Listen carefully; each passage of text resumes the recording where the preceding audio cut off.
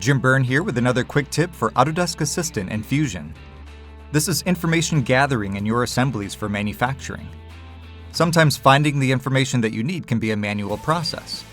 For example, you may get a quick request from purchasing or manufacturing. How much square tubing do we need for the weld frame in this project? How many of these assemblies are being manufactured? What is the total length of the tubing that we need? Autodesk Assistant analyzes your design and returns data using plain language. It even provides extra insight based on industry standards. Include an optimization study to find out how many 24-foot tubes you need to purchase. And gain a cutting strategy that includes the cut allowance from your machine. List the parts for each stock length and determine what's left over. This is a great way to reduce material waste. And then finally, we have a number of flexible hoses for water and propane.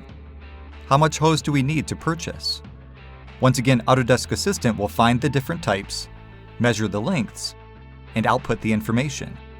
It even provides tips including an additional 10% allowance. Here you can see the cut lengths for each tube, as well as the total length needed for 5 machines. When you're finished, any of the lists that you see can be saved as a CSV file and opened in Excel. Export them separately or as one master cut list. Autodesk Assistant helps you to quickly gain the information that you're looking for and reduces time to manufacturing.